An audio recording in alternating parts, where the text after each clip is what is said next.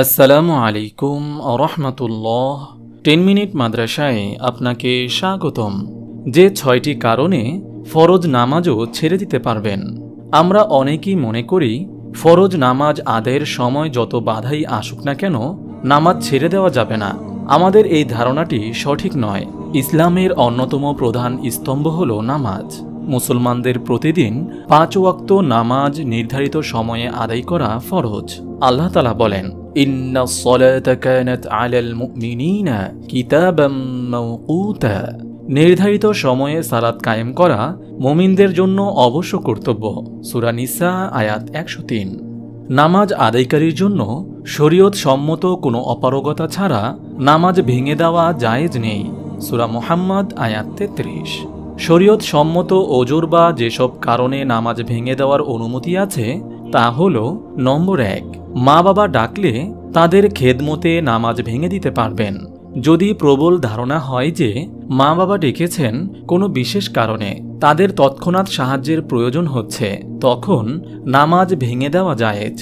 নম্বর 2, কেউ নামাজ আদায় করছে, এমন অবস্থায় দেখল যে কোনো অন্ধ কূপ অথবা গর্তের দিকে চলে যাচ্ছে আর তাতে পড়ে যাওয়ার আশঙ্কা রয়েছে, তাহলে নামাজ ভেঙে দিতে পারবে। তিরমিজি হাদিস নম্বর 355। নম্বর 3, কোনো নির্যাতিত ব্যক্তি যদি নামাজ আদায়কারীর প্রতি সাহায্যের আবেদন জানায় এবং চিৎকার করে তাকে ডাকে, আর যদি নামাজ আদায়কারী মনে করে সে ওই ব্যক্তিকে জুলুম থেকে রক্ষা করতে পারবে, তাহলে নামাজ ভেঙে দেওয়া আবশ্যক। তিরমিজি হাদিস নম্বর 335। নম্বর 4, নামাজ আদায়কারী ব্যক্তি যদি নিজের বা অন্যের মোটামুটি মূল্যের কোনো জিনিস নষ্ট কিংবা চুরি হওয়ার আশঙ্কা করে, এর হেফাজতের জন্য নামাজ ছেড়ে দেওয়া জায়েজ আছে। নম্বর 5, যে ব্যক্তি নামাজ আদায়কালে ভূমিকম্প বা অগ্নিকাণ্ড শুরু হয় এবং তার ধারণা হয় যে পালিয়ে গেলে তবেই বাঁচা যাবে, সেক্ষেত্রে নামাজ ছেড়ে দেওয়া তার উপর আবশ্যক।